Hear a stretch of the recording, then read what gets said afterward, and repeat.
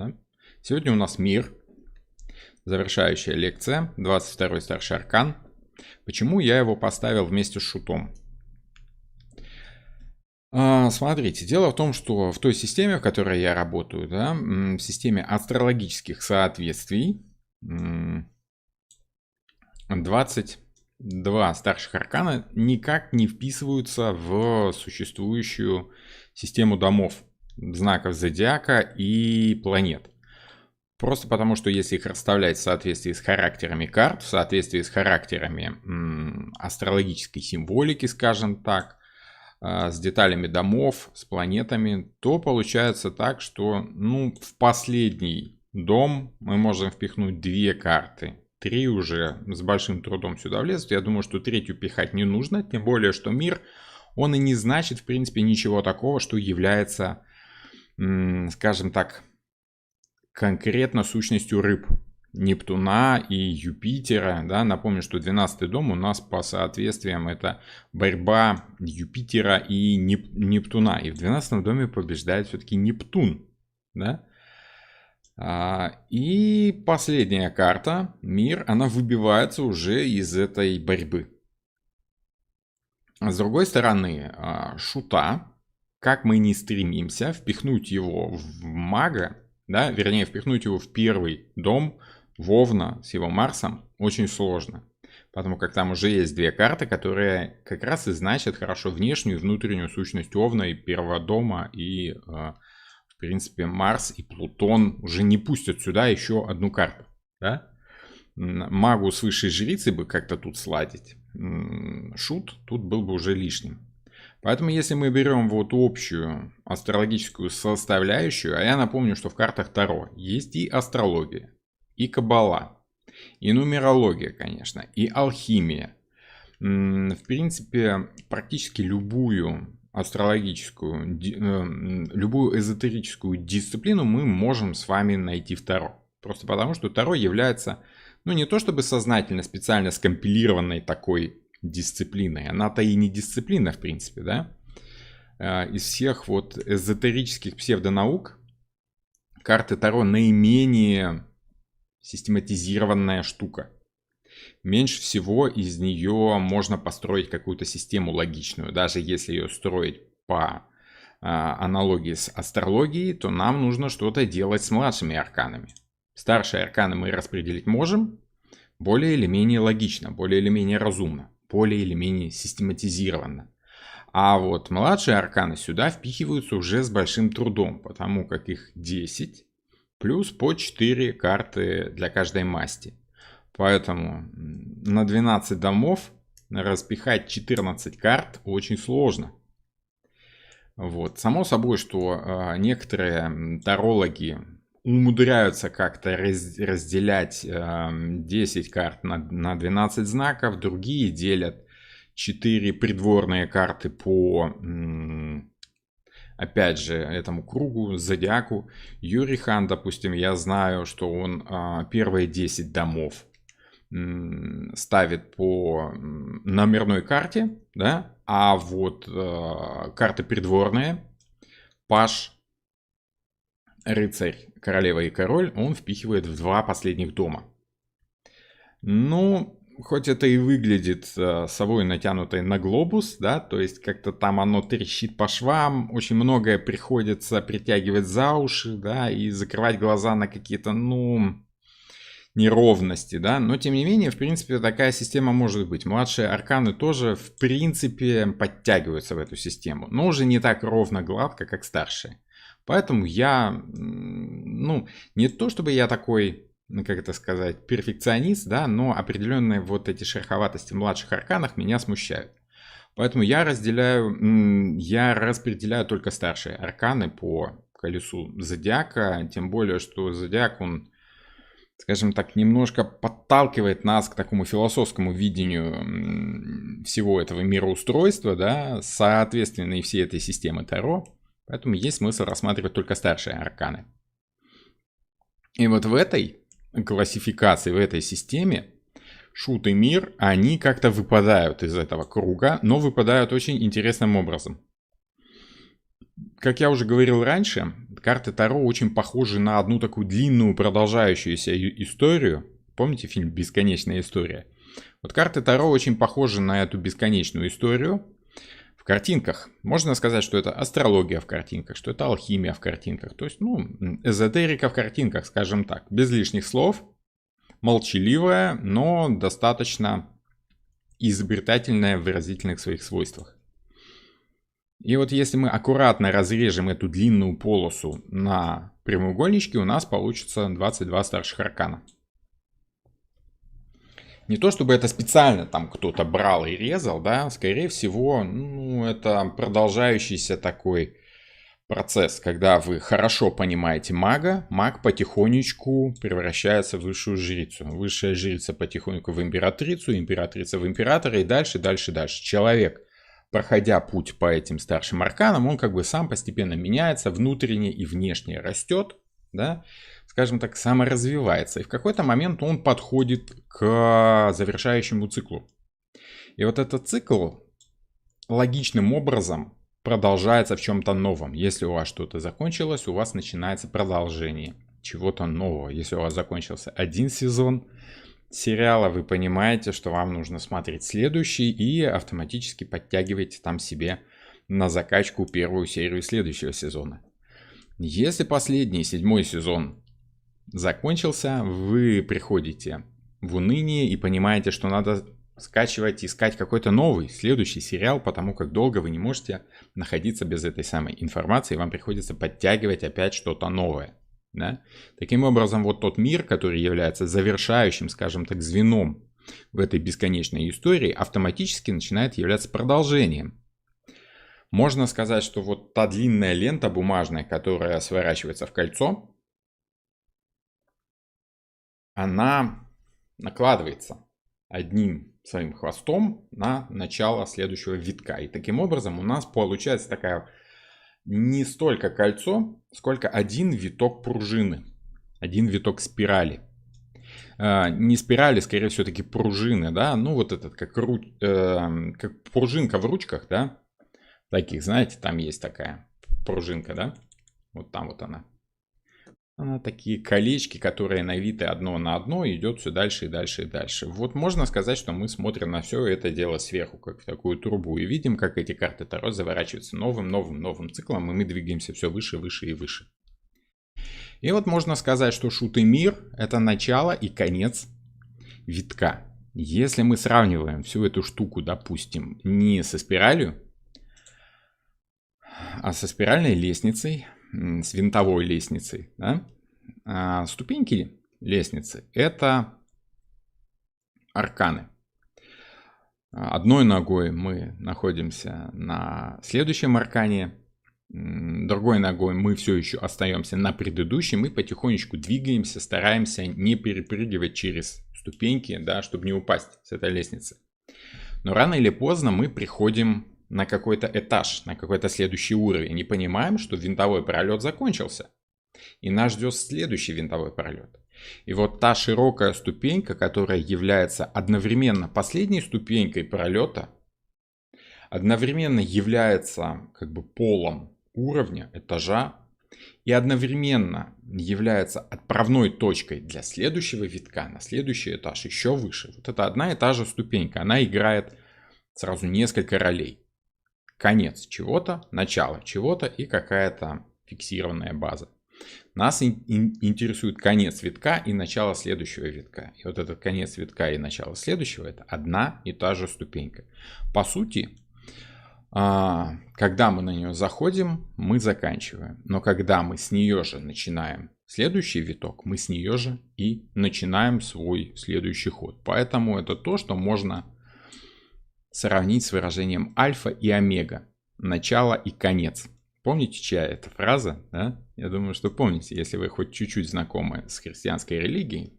Альфа и омега, начало и конец — это достаточно сакраментальная фраза. Говорил ее как Бог, так и Иисус. Например: «Се, гряду скоро, и возмездие мое со мной, чтобы воздать каждому по делам его. Я есть альфа и омега, начало и конец, первый и последний». Что такое альфа и омега? В принципе, если мы берем греческий алфавит, да, А Евангелие у нас изначально было переведено на греческий язык. Альфа и омега — это сочетание первой и последней букв классического ионического греческого алфавита, который является наименованием Иисуса Христа или Бога. В книге Откровения Иоанна Богослова символами Бога как начала и конца всего сущего. Как Иисуса, так и в принципе Бога. Ну, Иисус и Бог в принципе суть одно и то же, просто, скажем так, пользуясь восточными терминами, насколько это допустимо вообще, да, можно считать, что Бог — это аватар Бога что Христос — это аватар Бога на земле, да, воплощение Его в материальном виде на земле. Упростим концепцию, да, не будем вдаваться, скажем, в теософские теологические рассуждения, но тем не менее на многих гравюрах его так и рисуют альфа и омега, начало и конец. То есть он содержит в себе все сущее. Почему альфа и омега? Почему начало и конец? Потому что альфа — это первая буква, омега — это последняя буква. Это как от А до Я. Вот выражение от А до Я — это значит, что вы изучили все. Альфа у нас шут, да, омега — это мир. Но по сути альфа и омега есть одно и то же, суть одно и то же. Поэтому можно считать, что и шут, и мир — это по сути одно и то же. Просто шут — это в начале пути, а мир — это конец этого самого пути. У каббалистов очень интересно, в раввинистической литературе первая и последняя буквы алфавита указывали на некую полноту между ними. То есть вот это вот сочетание первой и последней буквы, оно давало слово «истина». Да? То есть интересно так получается, что у них алеф и тава, да, алеф и тав, первая и последняя буквы, вот они и содержат как бы всю истину в себе. И вот сочетание их и является истиной. Ну, это несколько абстрактно, скажем так, но каббала — это то, что требует определенного состояния сознания, определенного стремления к абстракции. Каббалу не каждому дано понять, ее можно, конечно, изучить, но каких-то результатов вы достигнете только при определенном, скажем так, абстрагировании от того, что они говорят. Нужно уметь найти абстракцию в том, о чем речь идет. Если воспринимать все буквально, то у вас получится какая-то околесица. Но тем не менее, если находить аллегории, аналогии, то сочетание альфы и омеги в раввинистической литературе, так скажем, и дает истину. То есть, в принципе, если прикручивать все это дело к картам Таро, то получается, что сочетание альфы и омеги заключает в себе все 22 старших аркана. Поэтому можно сказать, что они как бы вот схлопывают в себе все эти старшие арканы, соединяют их в одну колоду, скажем так, и одновременно являются началом и концом. Считается, что шут и мир — это по сути одно и то же. И очень многие видят вот этого шута, развитого до высшей степени своей мудрости, в карте мир. Мол, это шут стал таким. Да? Некоторые видят вот в этой фигуре, наоборот, отсылку к тому, что, ну, смотрите, если мы берем Уэйта, у него идет развитие в классическом виде. От шута через мага, через высшую жрицу и дальше там по нарастающей до мира, до 21-го старшего аркана. То есть развитие идет в одном порядке. А вот Кроули считал, что развитие человека как индивидуальной личности состоит как раз в том, чтобы, родившись, появившись на этот свет, да, то есть придя откуда-то оттуда, свыше, душа в мир материальный, она как бы отрывается от Бога. И в момент рождения она наиболее близка к Богу, то есть составляет с ним некую общность. Да? И с течением всей своей жизни человек стремится к отделению себя от Бога, к нахождению себя в материальном мире, скажем так, к попытке стать магом. И высшая ипостась мага это как раз шут. То есть от мира мы идем обратно по Кроули и венчаемся, собственно, этим шутом. Человек, только полностью отринув все материальное, все наносное, может стать настоящим богом, сам для себя, стать равным с богом, если просто пройдет весь этот путь. Ну, опять же, все это очень примитивно. Я прекрасно понимаю, что со мной сейчас можно спорить, особенно тем, кто хорошо знаком с телемой, да, с учением Кроули. Но, в общем и целом, если упростить, то можно свести к каким-то таким понятиям. Я прекрасно понимаю, что это грубовато, но нам сейчас такая точность и не нужна. Важно, чтобы мы понимали, что по сути карты Таро в этом плане очень похожи на развитие по спирали, где мы постоянно сталкиваемся с тем, что мы уже прошли вот очередной виток этой спирали, и мы можем развиваться дальше, так как с каждым витком мы приходим к тому же, с чего начинали, но уже отягощенными опытом неким, пониманием чего-то такого, да? Научившись чему-то. Давайте более глубоко посмотрим эту карту. Что же она значит? На самом деле карта-то очень простая. И трактуется она достаточно примитивно в обыденном бытовом, скажем так, гадании. Например, мир может значить, скажем так, радость, веселье, что все получилось, идиллия, гармония, то есть ура, ура, все хорошо. Даже если карту перевернуть, считается, что все равно ничего при этом не меняется, так как мир, он круглый, как его ни крути, все равно он будет оставаться идеальным. Да? Шарик земной, он круглый, поэтому что так, что это, неважно, ты меняешь только точку зрения, скажем так. Но это, скажем так, это поверхностное, примитивное толкование этого аркана, просто исходя из того, что вот название мир, типа все хорошо, нет никаких конфликтов, да, тихо, мирно, спокойно, значит, у тебя все получилось, значит, ты счастлив, значит, у тебя там, ну, финал того, за что ты боролся, какая-то победа очевидная. Потому как в конце войны приходит мир только после победы. Как-то так. Ну, вот как-то так объясняется, да? Давайте посмотрим, что Уэйт говорил по этому поводу, что он там объяснял. Зачитаем текст. Поскольку это заключительное послание старших арканов не претерпело никаких изменений, да это и невозможно, в плане композиции и изображения, то его глубинный смысл уже отчасти затрагивался в описаниях других карт. То есть тут уже, ну, надо сказать, что Уэйт не писал ничего зря. Если и хотел что-то сказать такое намеком, то как бы вот эти намеки тут видны. Не совсем понятно, зачем в таком коротком тексте отхождения такие, да, но если мы будем воспринимать их как намек, то в принципе логично, да.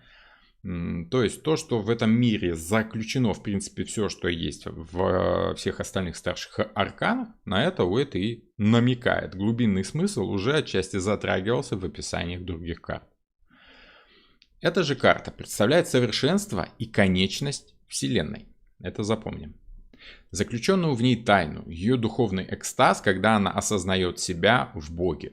Что значит заключенную в ней тайну? Если мы видим вот этот шарфик, который закрывает, скажем так, определенные участки тела фигуры, да? Некоторые скажут, ну это типа надо было так прилично нарисовать, да, поэтому вот как бы так Уэйт просто добавил шарфик, чтобы как-то поприличнее было. Я слышал такое объяснение, такую трактовку, но если мы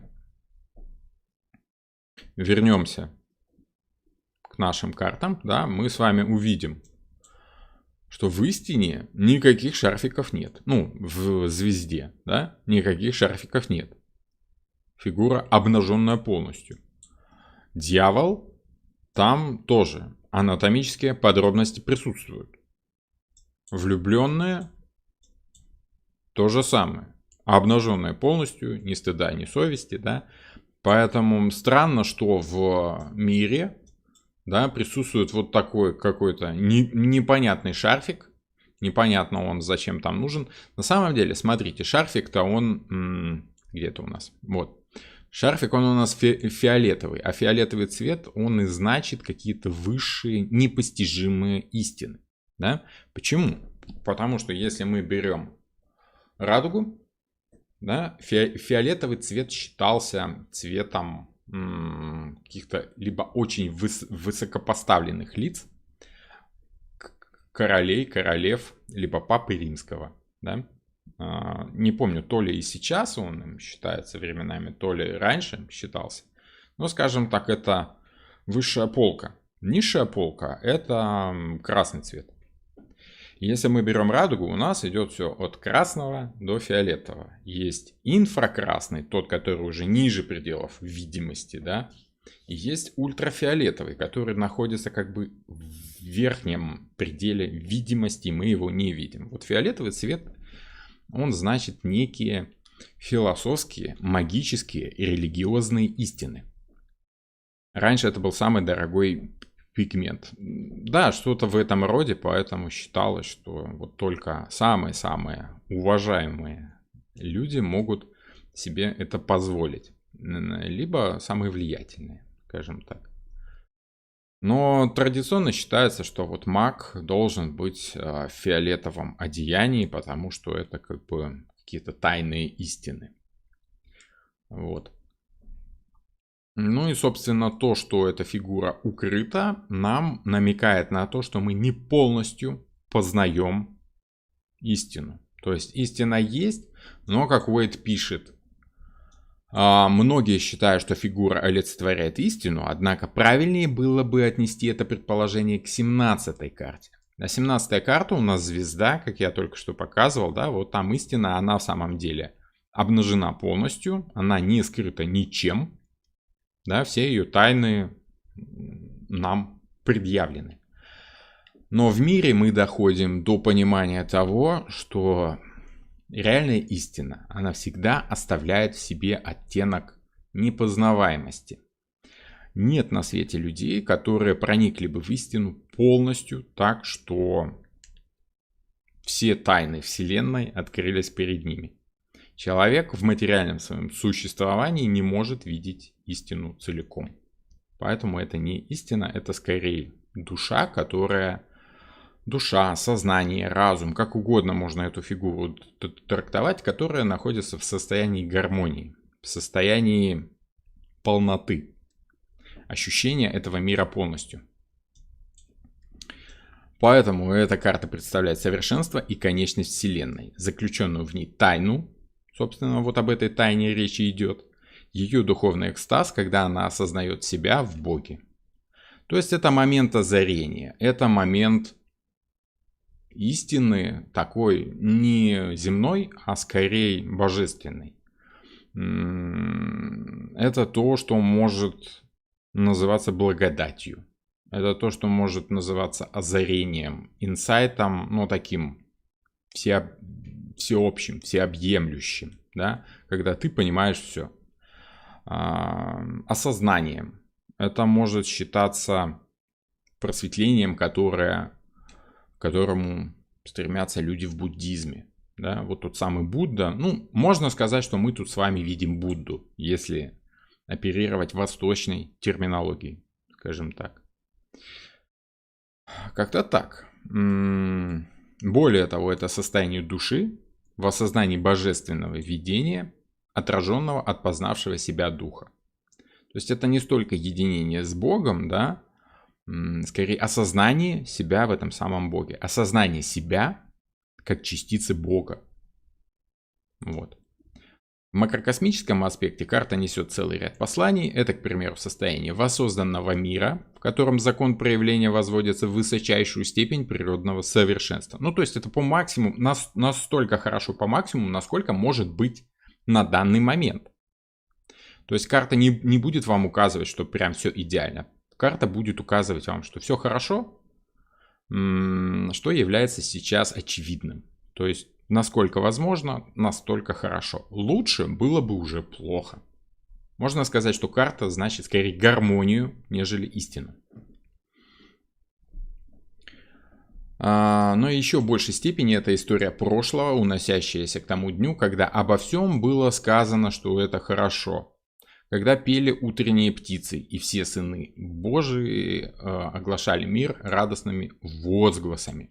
Можно сказать, что это намек на то состояние, в котором пребывал человек в начале времен, когда человек жил еще в Эдемском саду, когда ни о чем не думал, ни о чем не печалился, и все было хорошо. Одно из наихудших толкований карты усматривает в женской фигуре мага, достигшего наивысшей степени посвящения. То есть, это не маг, который развился по максимуму. Это можно сказать, что вот тот самый шут. Заметьте, Уэйт не пишет, что это не шут, который развился по максимуму. Он пишет, что это не маг. Но вот шут, как осознание души, шут, он пока не осознает себя как отдельную личность, как душу в принципе. А вот мир, это когда шут все-таки осознал себя этой самой душой. Согласно другой интерпретации, карта символизирует абсолют, что совсем уже нелепо. То есть, когда говорят, что это Бог вообще вот так вот, да, в этом даже незачем говорить, это и подразумевает.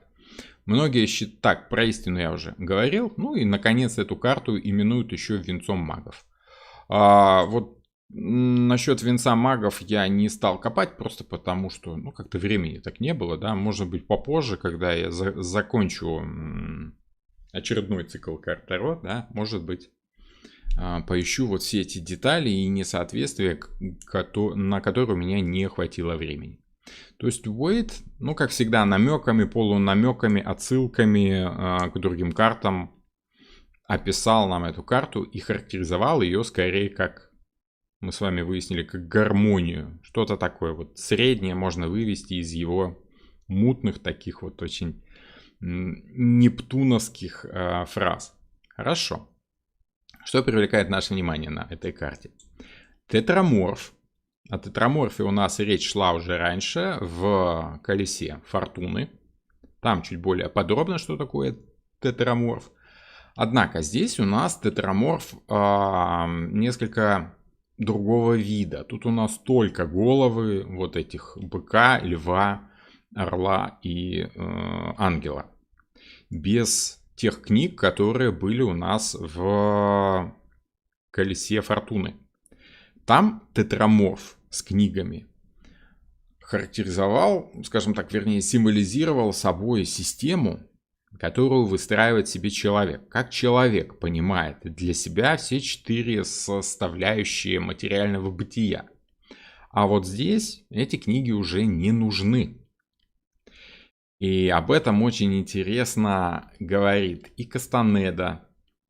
Да, если вы помните, Дон Хуан смеялся над Карлито, когда тот пытался записывать то, что говорит Дон Хуан. Спрашивает, а что ты все время пишешь? Как, я хочу запомнить твои слова, поэтому я пишу.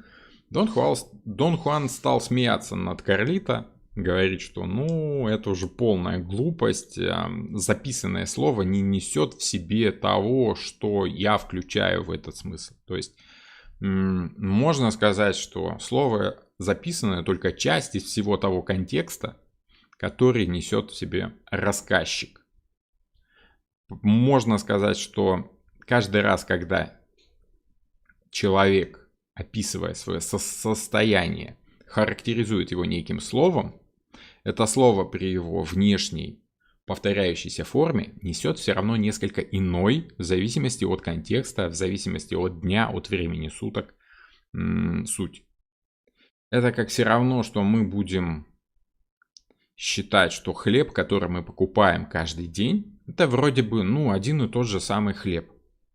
Потому что хлеб это 4 буквы. Да? Х-Л-Е-Б. Но каждый день у нас хлеб другой. Каждый день мы едим новый хлеб, поэтому было бы логичнее считать, что хлеб разный. Хотя слово одно. Понимаете? Вот смысл примерно в этом. Поэтому на этом уровне осознания истины, сущности, того, чем мы являемся, нет особой необходимости в записывании слов. Поэтому я всем своим ученикам, ученицам с которыми мы проходим практику на моих курсах, да, я им сразу всем сказал, что, девушки, если вам нужно записывать, вы, конечно, можете записывать, но смысла в этом особого нет. Будет гораздо лучше, если вы попытаетесь понять смысл карты. Вот тогда это даст вам более глубокое понимание, и эти записи вам будут просто не нужны. Но если вы пытаетесь себе выстроить эту систему, какую-то свою личную, ну попробуйте записывать. Ну, некоторые записывают, некоторые строят систему, а некоторые просто слушают и пытаются понять, о чем я там говорю. Тут уже каждому свое. Что у нас еще есть? Вот такой веночек из листьев, да? О нем я скажу еще и в значениях. Да, есть одно очень интересное мнение, как этот веночек может играть, что он может значить. Но очень многие склоняются к мнению о том, что это уроборос. Некоторые говорят, что это уроборос, но мне как-то более естественно говорить уроборос. А кто такой уроборос? Это вечный змей, который грызет сам себя за хвост. Да? Мы более подробно о нем говорили в других лекциях, в том же самом шуте, по-моему, или не помню точно, в магии он точно присутствовал, там более подробно, что за он такой. Но я напомню, что наиболее распространенная трактовка описывает его как репрезентацию вечности и бесконечности, в особенности циклической природы жизни, чередования созидания и разрушения, жизни и смерти, постоянного перерождения и гибели. Символ уробороса имеет богатую историю использования в религии, магии, алхимии, мифологии и психологии. Одним из его аналогов является свастика, как символика движения чего-то по кругу. То есть, если просто крест начать крутить, он как бы будет закручиваться в эту самую свастику. Некоторые считают, что это таким образом древние люди прозревали истину о том, чем является наша Вселенная, да? Либо не Вселенная, а наша галактика, да? Вы знаете, что там два спиральных рукава, и они там как бы крутятся, и получается, что вот свастика это типа как спиральная галактика. Некоторые говорят, что это солнышко так катится, да? Что древние так солнце рисовали. И то, в принципе, верно. Так как и так свастика значит движение чего-то по кругу на разных уровнях, это может быть просто разный масштаб. Земля у нас с вами крутится по кругу. Считается, что события происходят тоже по кругу, что история циклична, но само собой она не циклична, она развивается спирально. Она не повторяется, она некоторые свои шаги повторяет уже в новом виде, в абсолютно новом виде, и там можно сравнить только похожесть аллегорически, скажем так. Но тем не менее, то же самое происходит с Солнцем, оно тоже, со всеми планетами, все планеты крутятся, Солнце тоже крутится вокруг центра нашей галактики, наша галактика тоже крутится, и вполне вероятно, что и Вселенная тоже крутится, хотя кто его знает, на этом уровне, как бы, нам еще рановато думать об этом, да, наверное. Вот. Что еще по поводу уробороса, да? На самом-то деле уроборос и постоянное движение по кругу, повторение того, что уже было, подсознательно человеку знакомо. В частности, оно же связано и с Кроносом, он же Сатурн, планета с колечком, да? Вот он тут держит того самого змея, который грызет свой собственный хвост. В этом плане уроборос как бы пожирает свое собственное тело. Что это значит? И почему вот все это в таком антураже? Что за натюрморт такой?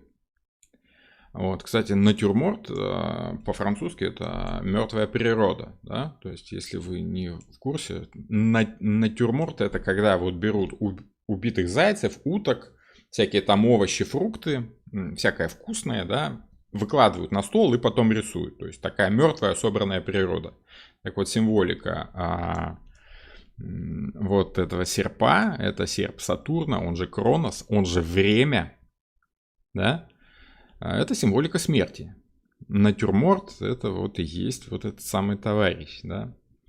Вроде бы природа, но к тому же мертвая еще. Почему? Потому что Сатурн относится к системе земледелия.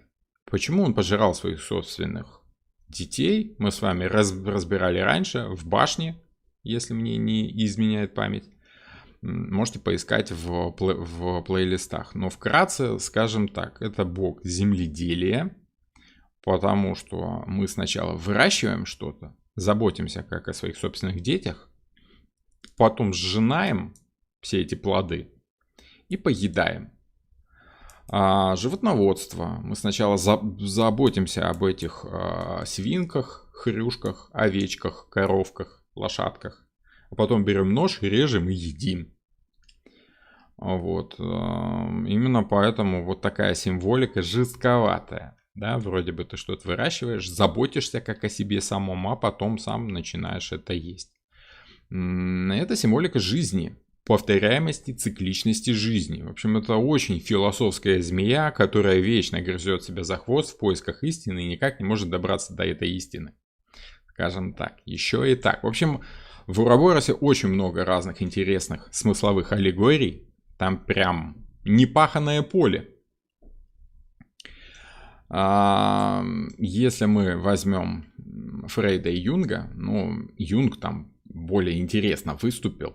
В новейшее время швейцарским психоаналитиком Карлом Густавом Юнгом был вложен новый смысл в символ Уробороса.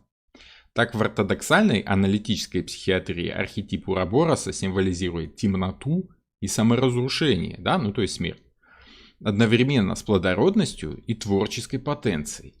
То есть, с одной стороны, что-то умирает, с другой стороны, тут же из этого умершего что-то рождается. Вот тот самый Феникс и прочее, это опять же символика Уробороса. Дальнейшие исследования данного архетипа нашли наибольшее отражение в работах юнгианского психоаналитика Эриха Ноймана, обозначившего Уроборос в качестве ранней стадии развития личности. Вот такая вот интересная информация может кому-то пригодиться. По крайней мере, такой легкий оттенок ощущения конца чего-то и рождения чего-то нового, что-то, что заканчивается, но при всем этом дает жизнь новому, и постоянно с этим нужно бороться, да, как вот великие боги северные, тот же самый Тор бился с великим змеем мировым, бился, так и не победил, до сих пор он грызет корни мирового древа Игдрасиля. Об этом у нас было в Отшельнике, если я верно помню. Теперь что такое Сатурн и Сатурналии? Был такой интересный праздник у древних греков и у древних римлян — Сатурналии. Это, можно сказать, аналог Рождества, аналог конца и начала года, перехода года из одного состояния в другое. Что люди делали и почему они тут такие голые и веселые? Потому что это праздник окончания года, когда ты понимаешь, что у тебя что-то получилось, что можно радоваться, да, год закончил. Год закончен, а ты все еще жив. У тебя есть результаты года. Если ты вел себя хорошо, то у тебя все будет хорошо. Если ты вел себя плохо, то тебе будет плохо. Однако все, конечно, радовались, старались себя вести радостно. Все стремились к отдыху и веселью в связи с окончанием жатвы. В древнем мире вплоть до 19 века в ряде религиозных стран и поныне в науке господствовали идеи креационизма, астрономия была частью астрологии, мифологии. И там требовалось справлять праздники в честь богов. То есть нужно было радоваться, нужно было приносить жертвы богам, чтобы задобрить их, вот, чтобы следующий год тоже был хорошим, правильным. Вот Сатурналия связан с зимним солнцестоянием, а это 20 числа декабря, рядышком с Рождеством. Там про козлов, ну это нам было у нас в этом самом, в Дьяволе у нас были отсылочки, и в Башне тоже были отсылочки, если интересно, сходите. В IV веке праздник переродился в известное нам Рождество, соединившись с праздником Sol Invictus, солнца побеждающего, праздновавшего в те же дни. Роль Сатурна исполняет Дед Мороз. То есть, ну что такое Сатурн? Это старец. Символика времени — это мужик с длинной бородой. Длинная борода вырастает за продолжительное время. Раз у тебя есть длинная седая борода, значит ты как бы испытал на себе действие времени. Поэтому Дед Мороз — это символика того же самого Сатурна, самого старшего поколения из живущих ныне. На Новый год что у нас там? Что у нас на Новый год принято? На Новый год принято старшее поколение дарит младшему поколению подарки и радуется. И вообще Новый год, как и Рождество, считается самым большим праздником у всех людей всегда вообще. Да? То есть, ну, это самый-самый праздничный праздник. Скажем так, в странах постсоветских это Новый год. В странах христианских, верующих, это, конечно, Рождество.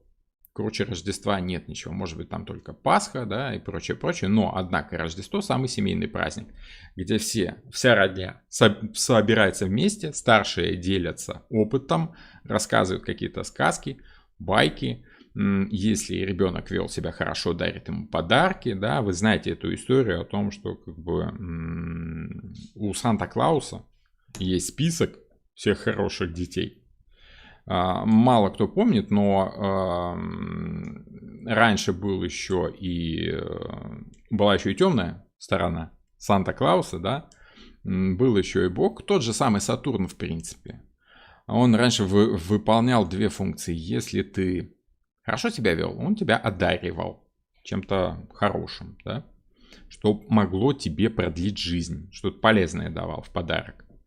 Как Морозко, да? Тепло ли тебе, девица? Тепло ли тебе, красная, да? Если она прям хорошо себя правильно вела, с уважением, с почтением к старику, значит, молодец, хорошо, на тебе колечко там, или что он там ей дарил. Если грубо себя вела, то замерзала насмерть. То есть, если дети себя плохо вели, их наказывали. Почему? Потому что если ты здоровая овечка, здоровая свинка, здоровая коровка, лошадка, которая хорошо себя вела весь год, правильно питалась, дает хорошее потомство и вообще здоровое животное, нет смысла его забивать на зиму. Его нужно кормить наоборот. Лучше, чтобы оно дожило до весны и продолжило род.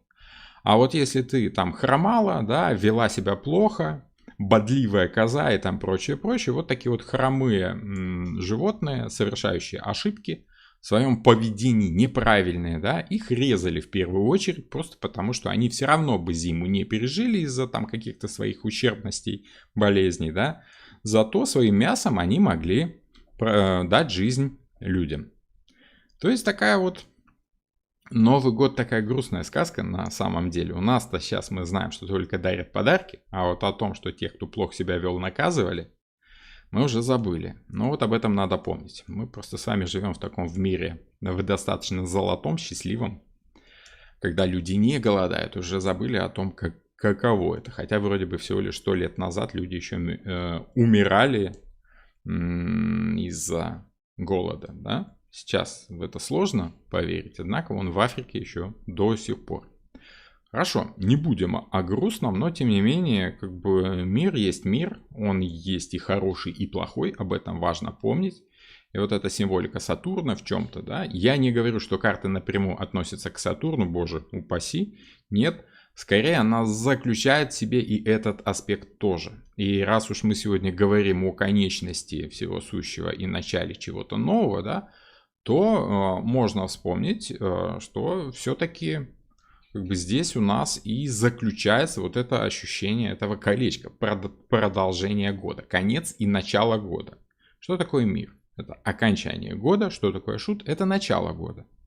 Помните вот эти советские открытки, где старый год встречается с Новым годом? Вот это у нас старый год, шут это у нас Новый год. Поэтому можно считать, что это у нас такая вот новогодняя советская открытка, где 1984 год передает эстафету 1985 году, да? Я вот что-то так это помню. Хорошо. Теперь не о символике конца и начала, теперь давайте о символике Полноты. Как писал Уэйт, это ощущение полноты, присутствия всего. Давайте посмотрим, что у нас такое полнота и что у нас одновременно со всем этим имеет еще символику круга в своем визуальном изображении. Если вы не в курсе, как выглядит иероглиф дзен, да, как выглядит символика дзена, вот так он и выглядит. Как кольцо, как круг. Да? Возможно, это вам чуть прояснит. Если вы в курсе, что такое дзен, то вы и так знаете, как это выглядит. Но для тех, кто не совсем понимает, что это такое, давайте окунемся. Почему вот это кольцо, почему это дзен. Считается, что когда ты делаешь полный оборот, ты проходишь всю Землю, ты познаешь все. Если ты делаешь оборот вокруг себя, ты видишь все, что находится вокруг, ничего от тебя не таится. Примерно в этом и есть символика дзена. Дзен — это понимание всего. Не через какие-то слова, не через какие-то передаваемые мысли, а просто через непосредственное ощущение всего этого. Всего, что присутствует, всего, что является в мире, всего, что есть. Просто понимание, без лишних слов, молчаливое, скажем так. Что такое познать дзен? Это значит смириться с чем-то, понять, что ну вот как есть, так есть. Когда мы с вами говорим «он познал дзен», мы подразумеваем, что он смирился с чем-то, что он понял суть, понял истину, приобрел мудрость и теперь особо никуда не спешит, не торопится, потому что не надо, и так нормально. Да? Преисполнился мудрости. Сложно представить, чтобы мудрец, который познал дзен, куда-то бежит, спешит, торопится. Ну, зачем ему спешить? Он и так уже все понял. Я очень люблю на эту фразу, на мир, да? На эту карту, на мир. Очень люблю фразу «кто понял жизнь, тот в цирке не смеется». Потому что, ну, ты понимаешь, как оно есть все на самом деле, и какие-то неточности, несоответствия, какие-то когнитивные диссонансы, которые других людей веселят. Ну, они тебя тоже веселят, но без удивления ты понимаешь, что, ну, оно есть так, как оно есть. Поэтому, да, забавно, смешно, но так прям смеяться тому, что слон выглядит так, как он выглядит, да. Ну, можно только в цирке, если ты никогда раньше слона не видел, в цирк пришел, увидел, что это смешное животное, тогда можно смеяться. Да. Что такое дзен? Учение дзен утверждает, что в основе всех вещей лежит пустота, через которую возможно увидеть недвойственность, ну то есть целостность, всех вещей и явлений. Дзен указывает, что пустоту можно лишь постигнуть, например, в капле росы, но не описать словами. Помните у Кастанеды, да, как Дон Хуан смеялся над тем, что Карлита что-то там пишет. Вот примерно так дзеновские мудрецы смеялись над учениками, которые пытались что-то там записывать, да, за гуру, за своим учителем. Я подозреваю, что эту тему Кастанеда взял как раз у дзен-буддистов. Пустота в дзен имеет необычный отрицательный смысл, означающий отсутствие всего, отнюдь. Скорее он понимается как наполненность, которая потенциально содержит всю Вселенную. Да, опять же, это то, о чем писал Уэйт. Также пустота означает отсутствие границы между человеком и всем, что его окружает. Когда человек начинает непосредственно воспринимать реальность такой, какая она есть. Без своих субъективных взглядов, искажающих его восприятие. То есть, ну, по сути говоря, дзен — это когда ты все понимаешь. Вот так вот просто, да? И когда у дзеновского мудреца спрашивали, что такое дзен, он там говорил, ну вот, капля росы блестит на солнце. Смотришь, ну, блестит, и что такого? А вот дзен — это как раз и есть понимание того, что ты что-то видишь, ты что-то ощущаешь, ты воспринимаешь, ты присутствуешь в данном моменте, да? Это примерно то же самое, о чем говорит, к примеру, Экхарт Толле в своих рассуждениях о моменте сейчас, о моменте истины, которая есть в постоянном моменте пребывания человека в реальности, да, то есть, ну вот сейчас все, что ты чувствуешь, и есть дзен, вот сейчас, оно есть так, как оно есть. Не убавить и не прибавить. Если ты будешь о чем-то рассуждать, что-то там ковырять, ты будешь только множить сущности. Так-то оно есть вот так, как оно есть. И все.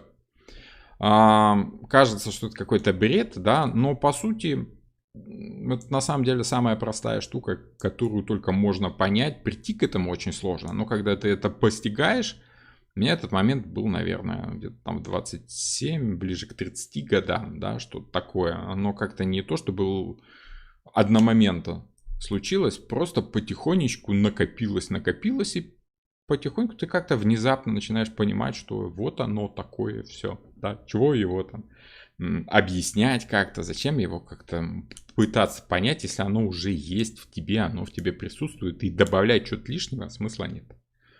Ну вот, опять же, говорить об этом, это уже плодить сущности, это уже как бы отдаляться от понимания этого самого дзена. Дзен можно понять только постичь. Его нельзя понять, его можно постичь, ощутить в тишине, в созерцании, к примеру, сада камней, где вот множество вот этих самых окружностей окружает что-то естественное. Дзен, допустим, это эстетика дзена, изобразительная. Это не то чтобы простота и минимализм. Нет, это скорее любование тем, что присутствует. Например, чашка с каким-то сколом, да, она с точки зрения дзена, допустим, более интересна, чем чашка без скола.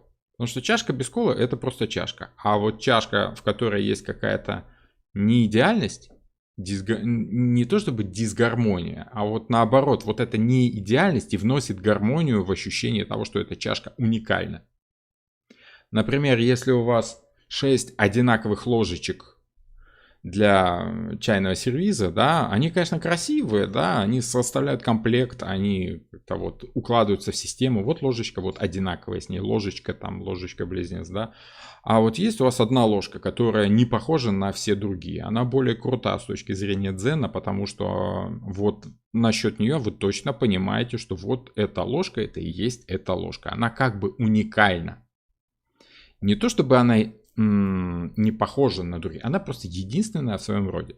Каждая ложка тоже уникальна, но тем не менее вот только одна, она индивидуальна. Я, допустим, мы с женой часто балуемся тем, что ходим вот по облашиному рынку в Вроцлавску по разным там вот ярмаркам антиквариата и выискиваем как раз вот ложечки. Какие-то такие, которые входили в состав сервиза, да, чайного, но с инициалами, чтобы на этой ложке были выгравированы какие-то инициалы, чтобы это было красиво, да, чтобы была чья-нибудь монограмма. Тогда это придает интереса этой ложке, даже если она там стоит каких-то, ну там 5 злотых, да, это не цена совсем. Если она просто латунная, не золото, серебра, да, ну посеребряная в самом лучшем случае.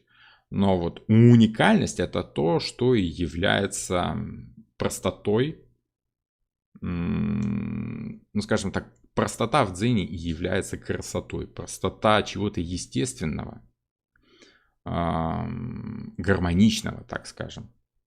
Поэтому дзеновские сады камней, они такие вот какие-то, с одной стороны, очень естественные, с другой стороны, они облагороженные влиянием человека, скажем так.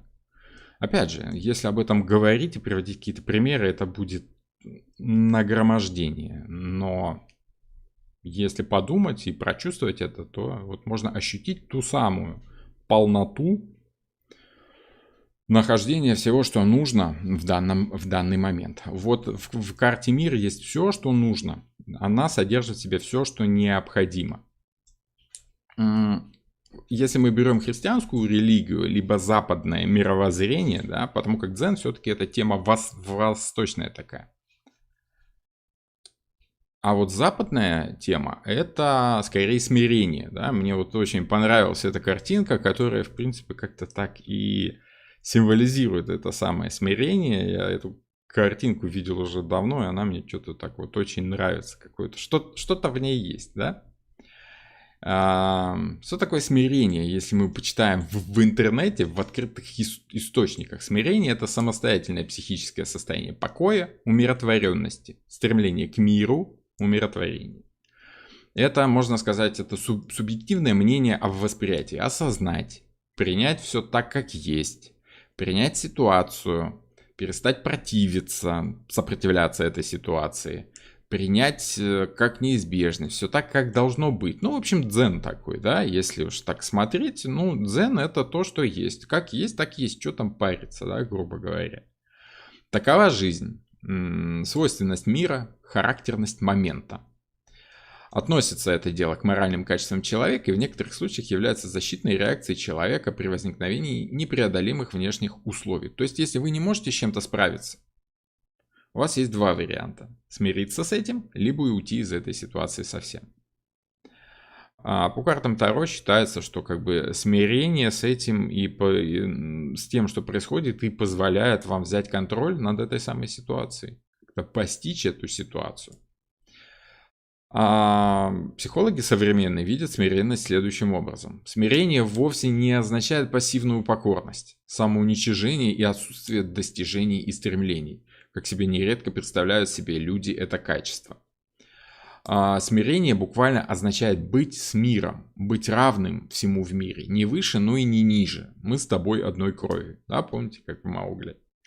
Маугли не считал себя там повелителем, он считал себя братом всем этим животным, равным, как бы, да, и договориться с миром можно было только выставив себя на один уровень. Мы с тобой одной крови.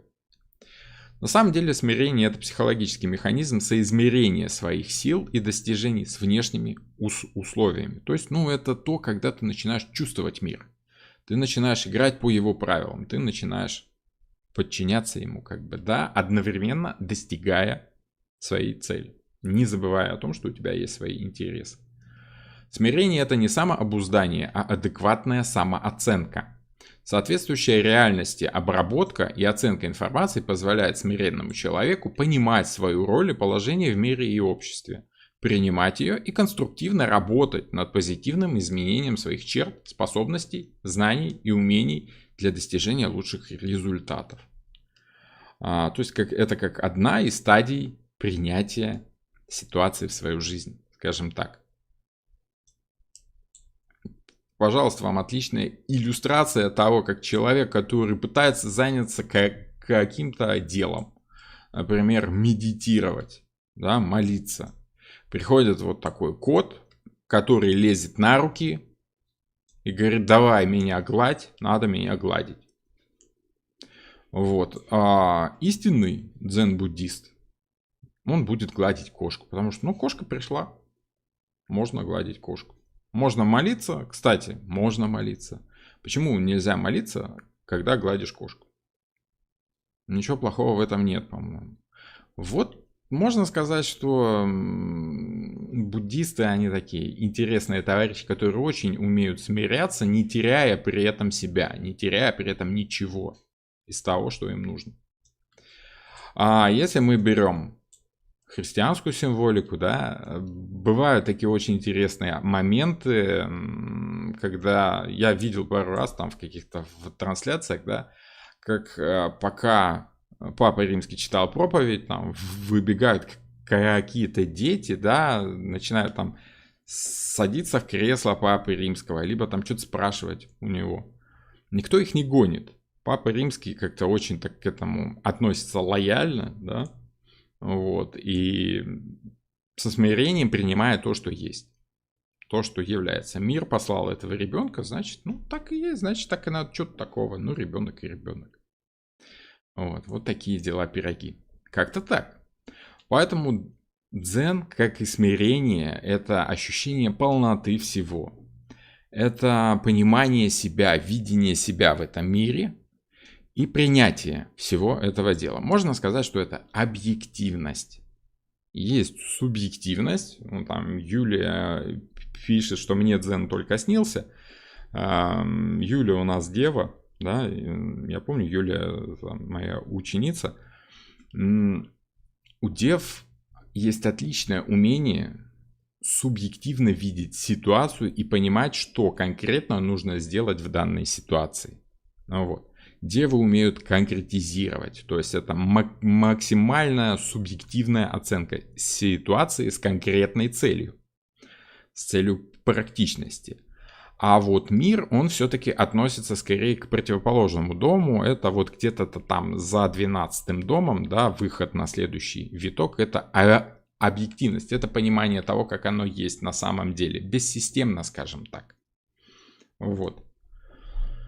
Не каждому это дается, но тем не менее в нашей жизни есть много моментов, где мы чувствуем вот эту объективность, где мы принимаем мир таким, какой он есть, и знак зодиака при этом абсолютно роли не играет. Так что, Юлия, вы не волнуйтесь.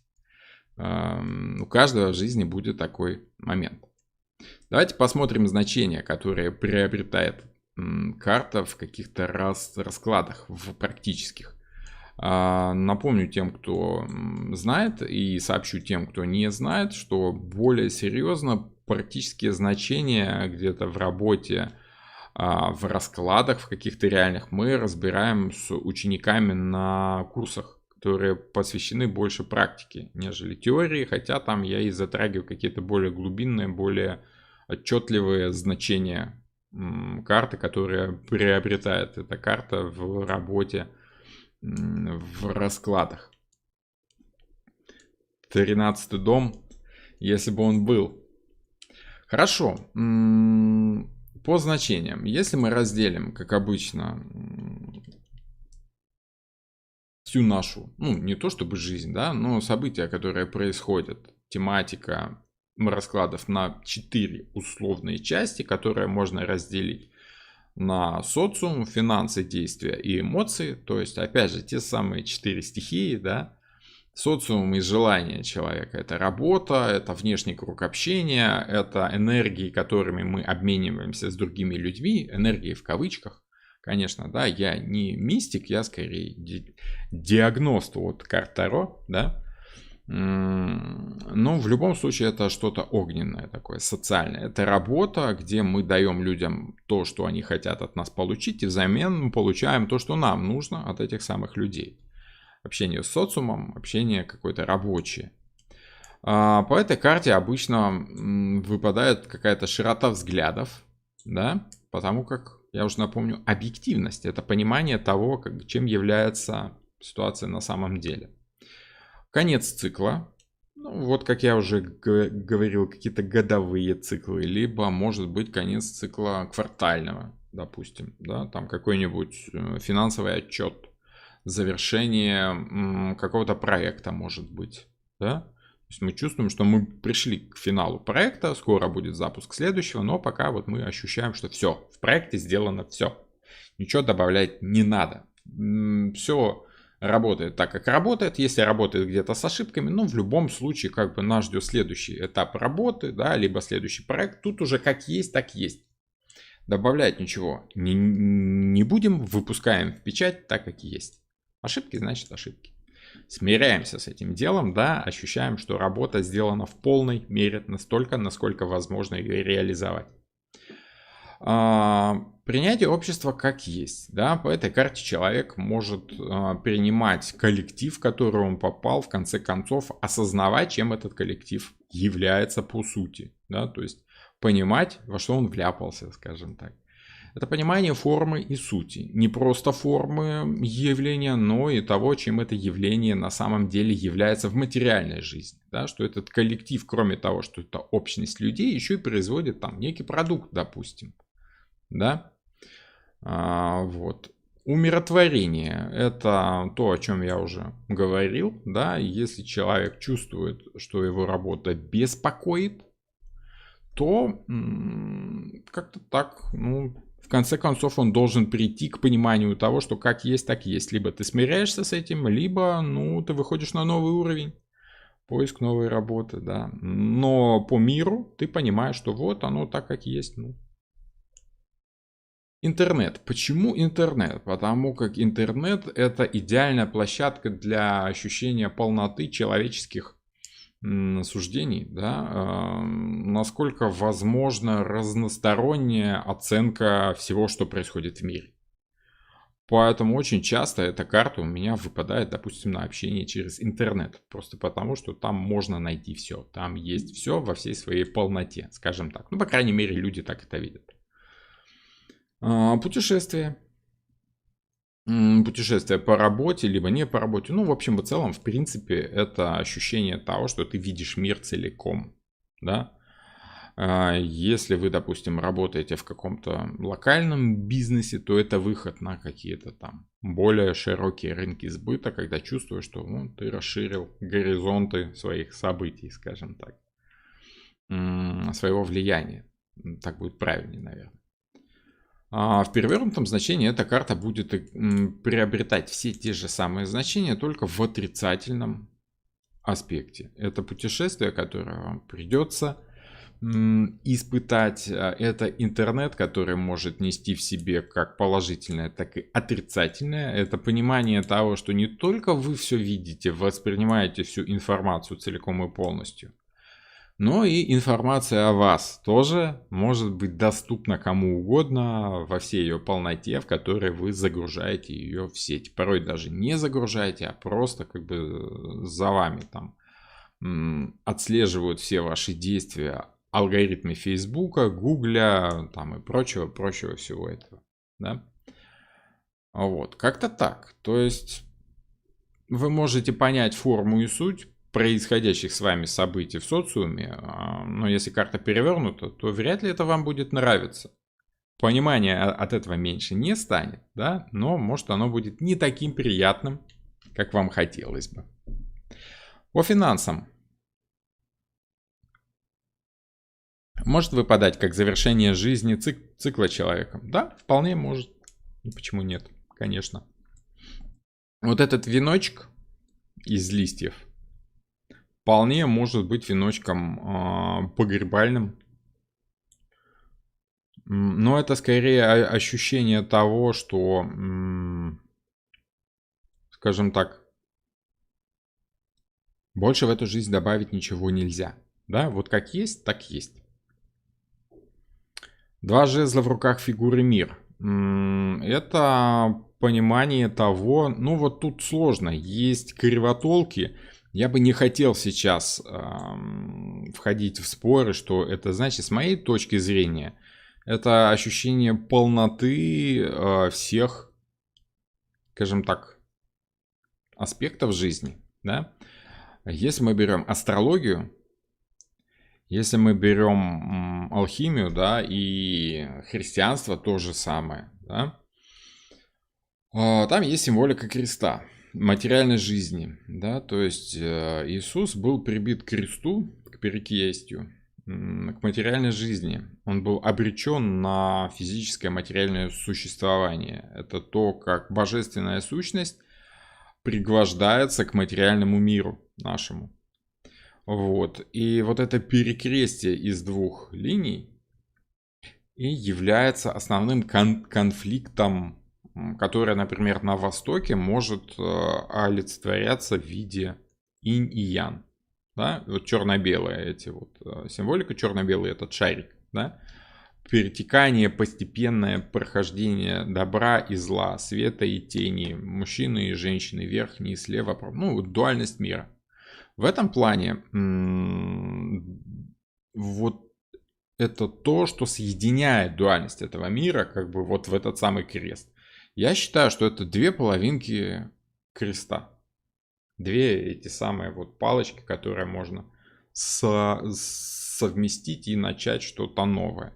Но это скорее мои такие уже теории, да, я не берусь утверждать, что так оно и есть. Я как-то не сталкивался с чем-то более оформленным в плане мыслей, почему у этой фигуры две палочки, хотя у мага она одна, да? Скорее это объективность, разные точки зрения. Вот, ну, опять же, над этим надо подумать, это нужно поискать, эти все соответствия. Это просто еще один аспект этой карты, который дополняет, в принципе, полноту. По финансам давайте посмотрим, что может значить эта карта. Во-первых, конец цикла. Как конец жизни, так и конец некоего цикла финансового года, квартала, некая финансовая отчетность. Да? Ощущение того, что твой вклад отработал год, да, и ты можешь снять проценты. в течение года было нельзя снимать проценты, чтобы не нарушить вот, собственно, этот цикл. Тут цикл закончен, все, теперь ты можешь радоваться жизни, можешь снимать эти самые проценты. Это деньги, которые вернулись к тебе, отдали тебе долг, допустим, да. Это деньги, которые окупились, да, вот выйти в ноль, вот этот самый ноль, выйти в ноль, это значит, ну, окей, цикл закончен, то, что нужно сделать, сделали. Дальше все, что уже свыше, это уже прибыль, это уже хорошо, это уже плюсик, да. Это уже задел на то, что мы будем делать дальше. Там можно будет денег больше заработать, вложить в новый товар, и там уже на новом цикле оборота средств можно будет заработать еще больше. Вот, это своего рода завершенность неких финансовых процессов, либо предел роста. Ощущение того, что дальше как бы процент расти уже не может, это максимум, все. Это вот тот максимум, на который способны твои финансы, твое вложение. Это та зарплата, которую тебе платят, просто потому что больше ты заработать не можешь, потому что, ну вот, как работал, так и заработал, да. Ну и опять же, вот оборот, про оборот я уже сказал. Это, в принципе, некая финансовая удовлетворенность, ощущение того, что ты не ушел в минус. Вот. По действию, по саморазвитию. Напомню, что социум и желания — это у нас огненная стихия, обмен энергиями, жезлы, да, чего мы хотим от людей, что люди нам могут дать, и что мы можем дать людям взамен, чем мы можем обменяться своей жизненной силой, выраженной в каких-то действиях, в какой-то работе, в каком-то общении социальном.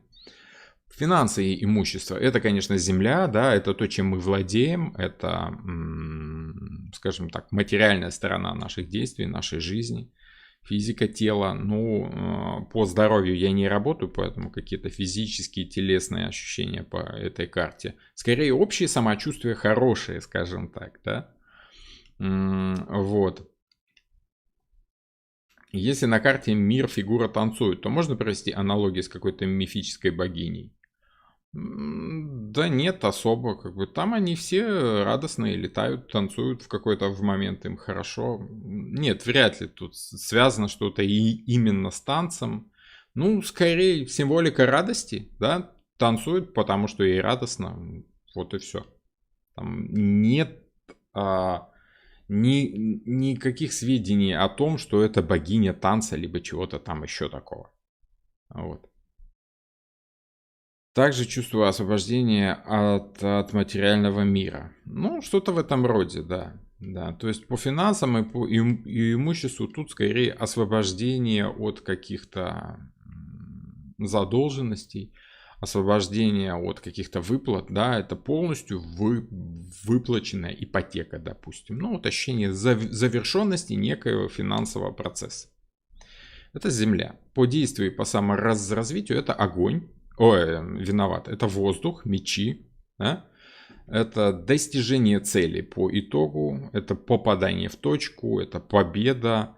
Определенная гармония. Ощущение гармонии. Об этом мы уже с вами в дзене говорили. Да? Что все так, как есть, значит получилось хорошо. Значит действие принесло, ну, либо ожидаемый результат. Но это скорее не столько ожидаемый результат, сколько понимание того, что как произошло, так произошло. Что это то, к чему привели твои действия. Оно может быть хорошим, если карта прямая. Оно может быть плохим, если карта перевернутая. Нельзя сказать, что карта мира — это идеальная карта. Если она перевернутая, то это гармония, которая против вас.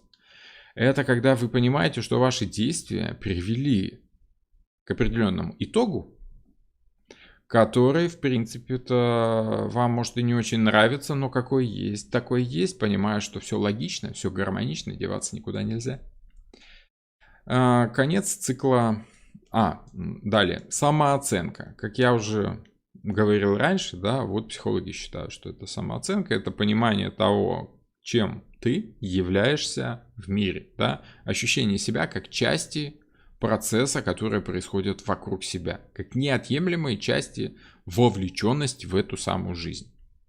Поэтому это действия, которые для тебя логичны, правильные и которые ты как личность можешь делать в тех ситуациях, в тех условиях, которые от тебя требуют неких твоих логичных действий. Это вдохновение просто потому, что ты понимаешь, что ты можешь сейчас привнести в мир нового, интересного, да. Мир на тебя определенным образом влияет, ты на него реагируешь и таким образом взаимодействуешь с ним гармонично, создаешь что-то, творишь что-то. С другой стороны, если ты устал творить, ты хочешь просто раствориться в мире, это вот ощущение того, что бы ты ни делал, ты являешься частью мира, хорошо это либо плохо. Но если ты завяз в этом мире, колесо сансары, оно не всем нравится, некоторым наоборот нравится в это колесо нырять, потому что хочется чувствовать эту жизнь всеми фибрами души. Считается, что души приходят в материальный мир как раз для того, чтобы вдохнуть эту жизнь полной грудью, да, чтобы прочувствовать ее на физическом уровне, чтобы насладиться ей, поиграться в нее, в эту самую жизнь. Отсюда это колесо сансары как приобретаемый постоянно опыт. Если тебе интересна эта игра, можно как бы с окончанием игры начать ее заново, но уже там с какой-то новой ролью, да? Продолжить цикл перерождений в этом самом колесе сансары. Если тебе живется плохо, конечно, колесо сансары тебе не очень нравится. Но если ты, в принципе, познал дзен, то у тебя есть выбор продолжить, либо там уйти куда-то выше. Ну, как одна из теорий. По кубкам, по воде, эмоции и личная жизнь. Это финал отношений, логичный, полновесный, полноценный. Нравится вам это или нет. Карта может быть прямой, карта может быть перевернутой, но это определенный финал. Я не говорю, что это финал печальный, потому что финал отношений по миру, он ведет за собой ощущение продолжения, да, но уже в каком-то новом качестве. Например, вот что имеется в виду под концом цикла отношений. Например, 5 лет, как мы вот с ученицами на практических занятиях я задаю такие стандартные ситуации, да, очень похожие вопросы, которые часто встречаются в практике работы таролога. Например, 5 лет встречаюсь с мужчиной, да, и, собственно, чувствую, что вот уже пора дальше двигаться, дальше идти. Да, так, секундочку. Вот, что пора уже дальше как-то идти. Да?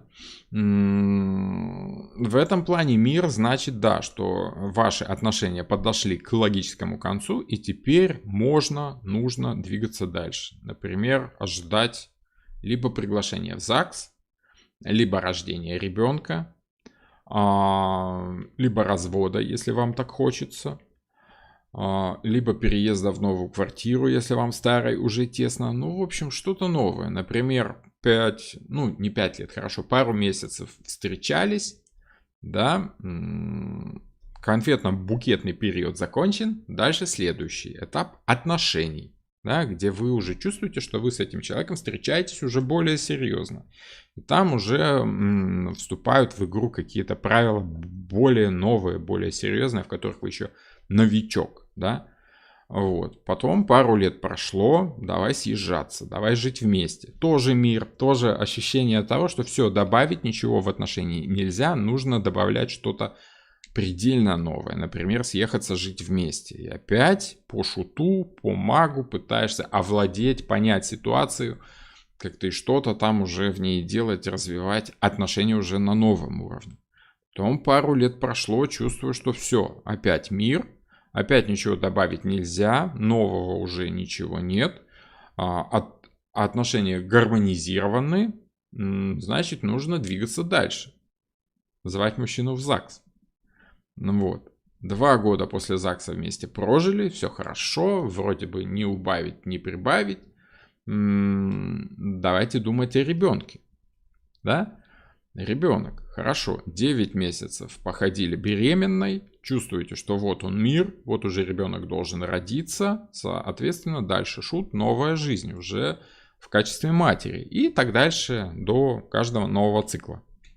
Вот каждый раз выступает эта карта, этот мир, где чувствую, что хочется, не хочется, нравится, не нравится, что прямой мир, что перевернутый, все равно есть ощущение того, что есть переход дальше. Нужно начинать что-то на новом уровне, что дошел до конца этого спирального как бы витка, и дальше либо ты вот на этом уровне что-то делаешь, либо идешь дальше, движешься выше.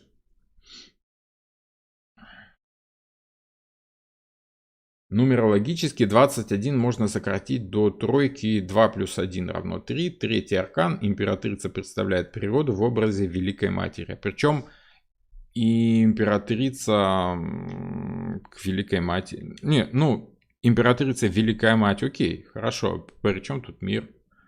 К императрице мир, это 21 аркан. Третий аркан, это императрица. Туда нужно идти постепенно. Следующая карта после мира — это шут. Мне не очень понятны ваши аналогии, но каждый имеет право на свое видение в принципе.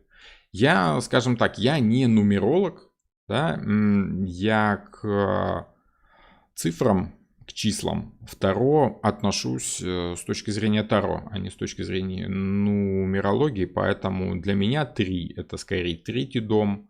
Для меня 3 это тройственность. Вот, то есть есть что-то двойственное и некий итог. Да? То есть, ну, об этом мы будем говорить в младших арканах.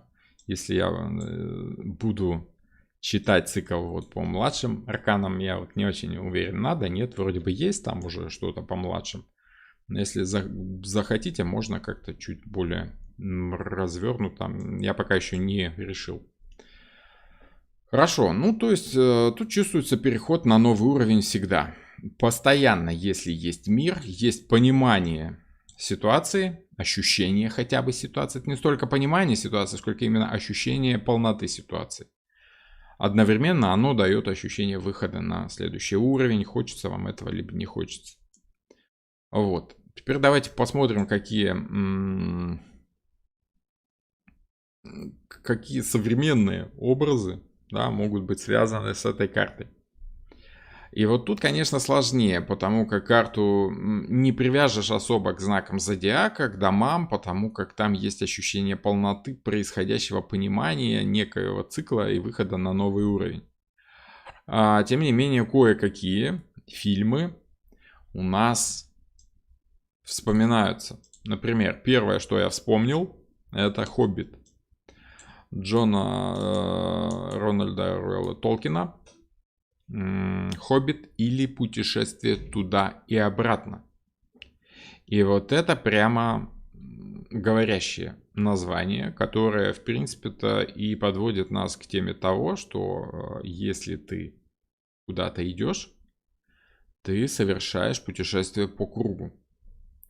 Потому что есть во всех сказках, кстати, ну, может, не во всех, но в сказках, в которых связано добытие чего-то, да, некого сакрального знания, какого-то предмета, молодящих яблок, либо освобождение там, царевны-королевны из башни, там, от Кощея Бессмертного и прочего всего, всегда есть ощущение того, что ехал он за 3-9 земель в 3-9 царство, 3-10 государство, неведомо куда, затем за неведомо чем, да?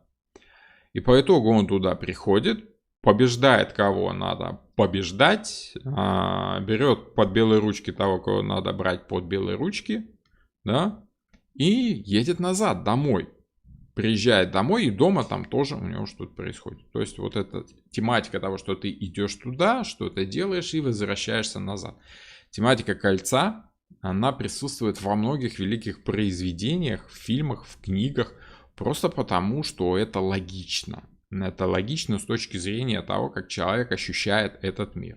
Тот же самый «Хоббит», он строится на, скажем так, чем эта книга хороша, как и фильм, в принципе. Она дает ощущение развития персонажа. И, в принципе, хорош тот фильм, хорошо то произведение, которое раскрывает характер персонажа и показывает этот характер в динамике, в развитии. Вот был сначала такой «Хоббит», Бильбо Бэггинс, Да, он был такой вот домосед, как и все хоббиты, в принципе, дальше своей норки, дальше своего шира не совал носа, но потом что-то случается, приходят 12 гномов, 12 внезапно, да, с 13-м волшебником и говорят: давай-ка, друг наш, пойдем-ка мы все вместе вот совершать великие подвиги. И вот этот вот поначалу жалкий, тщедушный и трусливый хоббит, он, ну, вот такой домосед вообще, да, он потихонечку превращается в такого испытанного в боях и в приключениях воина. Ну, как воина, по его понятиям воина. И возвращается он, конечно, назад домой.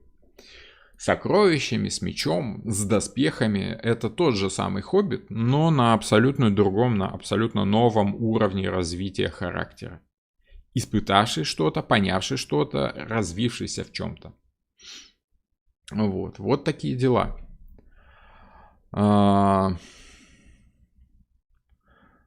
Даром богов было найти... Какие громкие слова. Даром богов было найти ваш канал с такими длинными и информативными видео по старшим арканам. Если сделаете по младшим, можно будет умирать спокойно. Умирать не надо. Не надо, умирать рановато. У нас еще много интересного. Вот. У меня в планах еще Монара. Вот. Я думаю, что Монара людям зайдет. Умирать не надо. Зачем?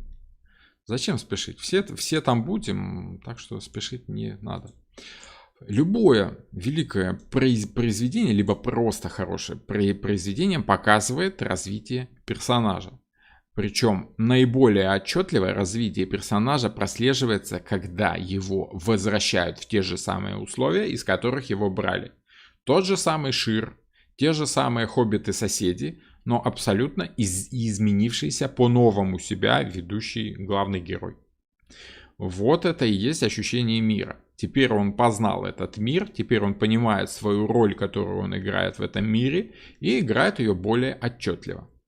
Не то, чтобы он стал радикально совсем другим.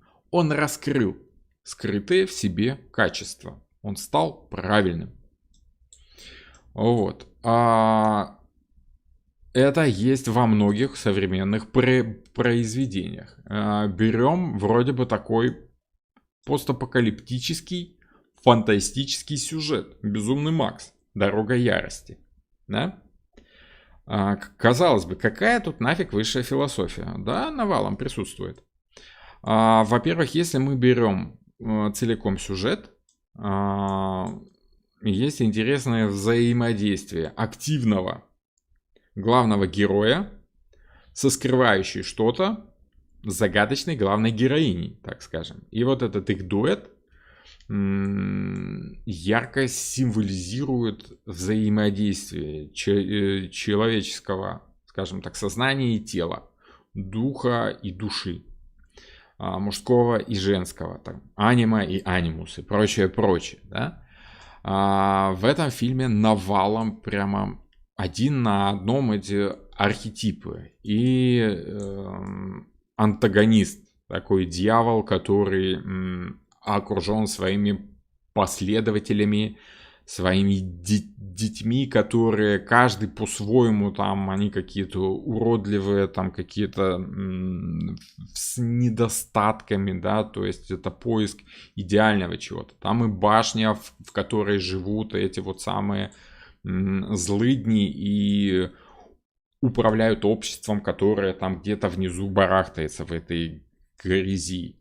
Фанатики, последователи, которые вот слепо чтут волю этого вот единого их руководителя. Есть символика пути, заблудших душ, прочего. В общем, там навалом всего.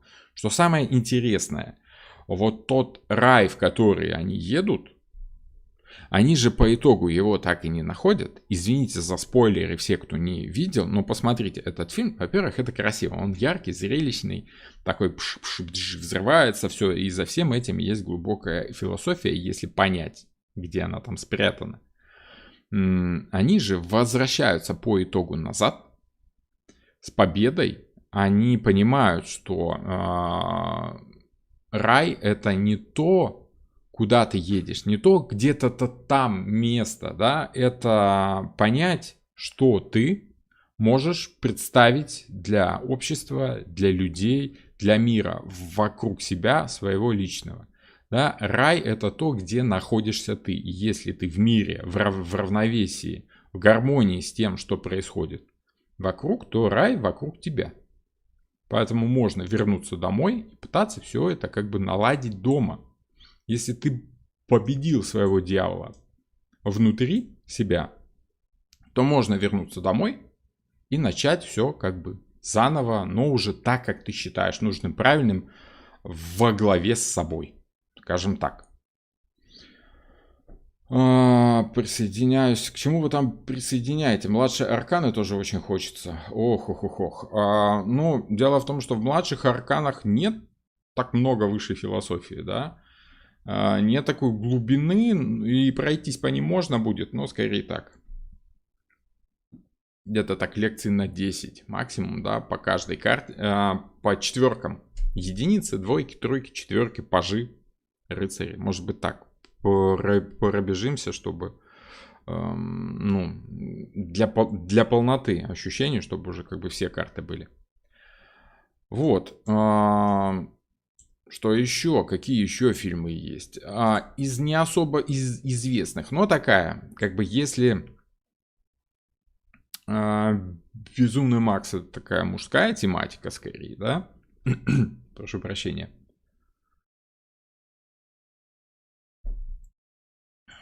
Если Безумный Макс это такая мужская тематика, Хоббит это что-то такое, вроде бы сказочка такая детская, да, на самом деле там очень серьезная сказка для взрослых, Хоббит. Но тем не менее, опять же, там мужские персонажи, там эти гномы, их 12, волшебник, там очень мало как бы женских персонажей, да. Вот, да и писалось-то все это дело как бы в поствикторианской Англии, как бы тоже. А вот современная интерпретация неких таких идей, ну вот есть малоизвестный фильм, но тем не менее достаточно симпатичный такой, от создателей трилогии «Матрица», что характерно. Изначально трилогию «Матрицу» снимали братья Вачовски. Потом один из братьев стал сестрой. Потом второй из братьев тоже стал сестрой. Теперь они сестры Вачовски. Это, конечно, уникально, это интересно. Это раскрывает нам множество разных слоев смысловых. И если «Матрица» с главным героем Нео, да, такая мужская тематика, то в «Восхождении Юпитер», Юпитер это так зовут главную героиню. И вообще тут не главный герой, а тут главная героиня. И вот тот мужчинка на заднем плане, это как бы он ей помогает. Это он ее... В общем, скажем так, это очень похоже на такой женский роман в фантастическом интерьере, с фантастической тематикой, где главная героиня, ее играет, как там ее, я постоянно забываю, Мила Кунис. Я забываю имена артистов, просто потому что как-то, ну, как-то я их что-то не помню, да.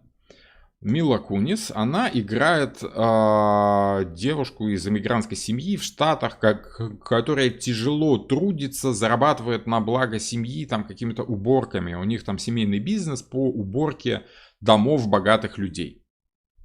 И начинается фильм с того, что она там драет унитазы в прямом смысле слова, да, такой вот как бы шаблон, стереотип. Вот.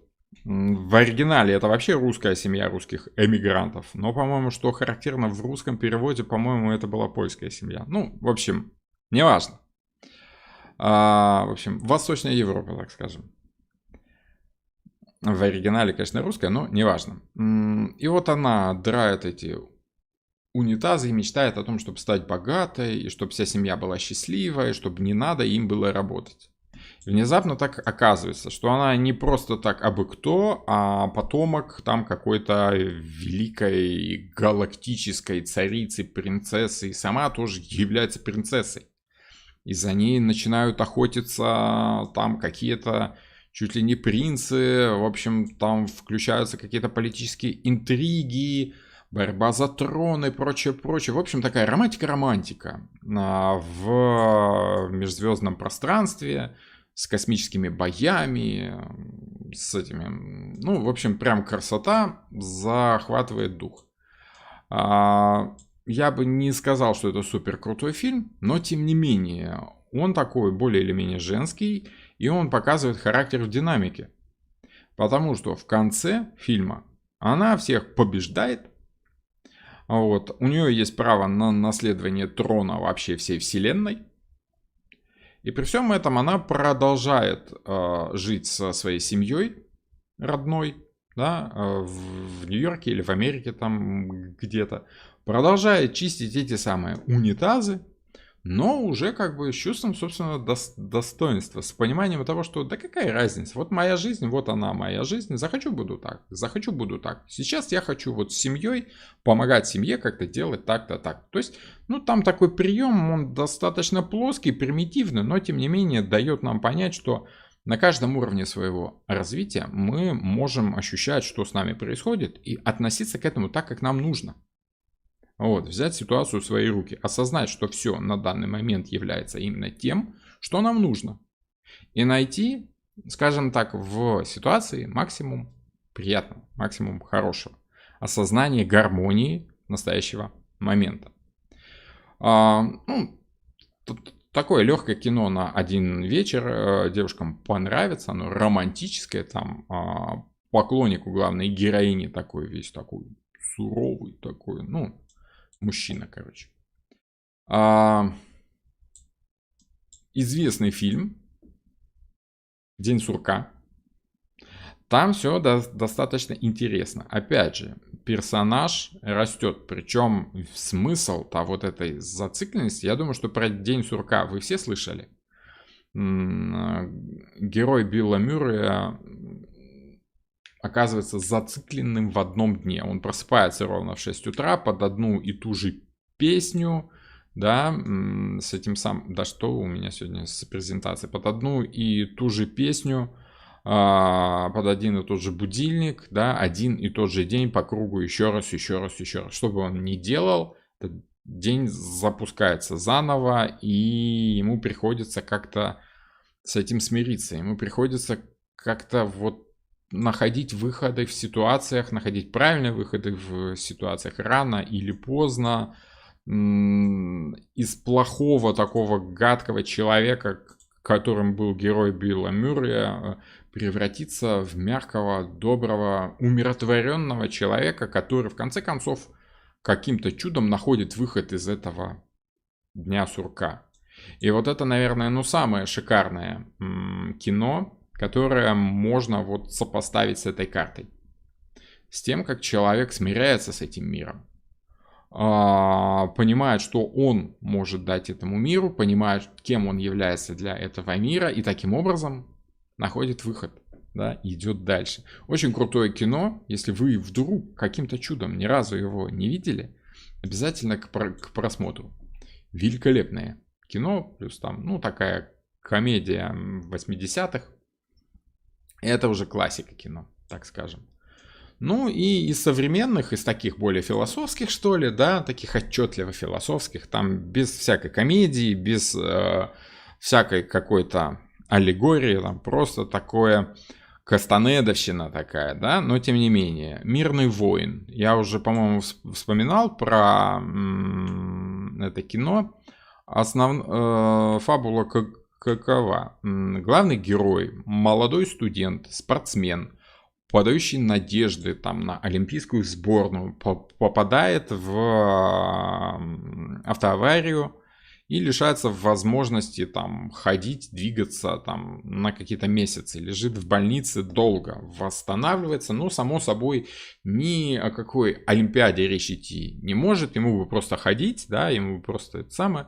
Но он, тем не менее, не теряет надежду восстановиться и как-то что-то. Ну, в общем, встречает неким образом случайным механика, который вот где-то там на полузаброшенной станции сервисной чинит авто, учит его жизни. Учит очень так мудро, по-кастанедовски, ну, скажем, такой Дон Хуан и такой Карлос.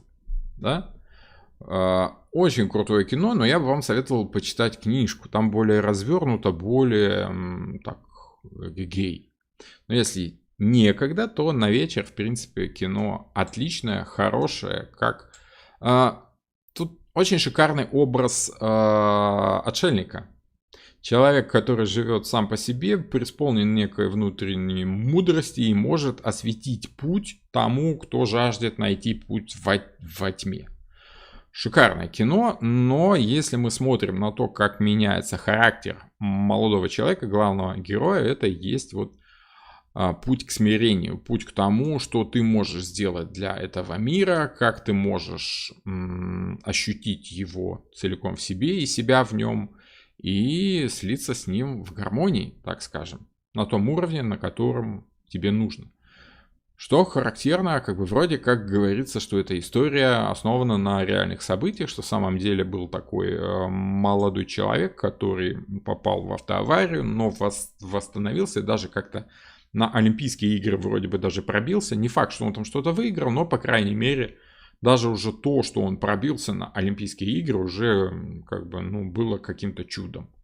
Вот. Еще раз, «Мирный воин», да, советую к просмотру. Очень крутое кино. Ну, такое. Если хотите поглубже, то, конечно, лучше читать. Но если времени мало, можно и посмотреть. Вот как-то так. Вот как-то так. Ну что, могу вас поздравить. Мы с вами закончили старшие арканы. Сам в это не верю. Да? Цикл из 22 лекций закончен. С чем вас и поздравляю, и себя тоже, конечно. Большой кусок работы. Когда я начинал этот цикл, я не думал, что запущу групповое обучение. Я был настроен на индивидуальное обучение, уже там пару лет вел индивидуально учеников. Но как-то вы меня так убедили, что давайте, Роман, попробуем группу запустим. Ну, запустили, и я считаю, что, в принципе, да, осенью будем второй поток делать. Надо еще первый, конечно, закончить. У нас сейчас там идет все полным ходом. Мы как раз и приближаемся к концу старших арканов. Что в утренней, что в вечерней группе. Дальше будем проходить еще младшие. Материал по младшим арканам, он уже, в принципе, в интенсив курсе есть. Его вполне достаточно для того, чтобы прочувствовать как-то с большего. Младшие арканы с учениками мы будем более детально их проходить на лекциях, конечно, на наших групповых, да, на практике. Вот. Ну, а остальным хочу сообщить, что у нас будут еще и младшие. Наверное, будут, скорее всего. Пробежимся по младшим арканам. Я никуда пропадать из YouTube не собираюсь, не волнуйтесь. Вот, и, соответственно, буду запускать, наверное, Монару потихонечку, через некоторое время. Поэтому, если вы еще не подписаны на канал, подписывайтесь. Монара будет, конечно, попроще чуть-чуть. Вот, не знаю, по всем ли арканам проходиться по Монаре. Ну, там попробуем, посмотрим. Да, там не будет так много таких длинных лекций по Монаре. Монара попроще. Вот, но тем не менее, там есть возможность поглубже заглянуть в теорию отношений мужчины и женщины. Вот, там тоже есть о чем поговорить. Эта тема, я знаю, что волнует очень многих. Ну, мне есть что сказать, есть опыт работы в основном в этой тематике. Что уж тут скрывать. Карты Таро — это 80% личная жизнь. В первую очередь вопросы приходят, ну и дальше там какие-то рабочие моменты, семейные, прочее. Но в первую очередь это вопросы мэйжо. Так уж устроена человеческая природа, скажем так. Хорошо, добренько. Ну что, спасибо всем тем, кто был со мной все эти 22 лекции, и жду вас на следующих. Философский цикл старших арканов мы тоже продолжим. Не волнуйтесь. Вот, там у нас пока, по-моему, 9 карт или сколько. Просто не было времени, да, и я пока его оставил в покое. Но, тем не менее, есть и более глубокое погружение в каждый аркан, где мы пару часов с вами рассуждаем. Я отвечаю на вопросы. Ну, в общем, как-то так более глубоко их смотрим с теоретической точки зрения. Ну вот, свободное плавание такое по карте, по аналогиям карты. Вот, ну что, как минимум раз в неделю мы с вами точно будем видеться. До вторника? Не знаю. Может быть вторник, может быть четверг. То есть у меня понедельник, среда и пятница у меня заняты под обучение, под лекции утренние и вечерние. Вот. Но вторник, четверг у меня свободны. И вот, наверное, либо вторник, либо четверг у нас с вами будут еженедельные встречи. Вот. Так что до новых волнующих встреч. Всем пока-пока.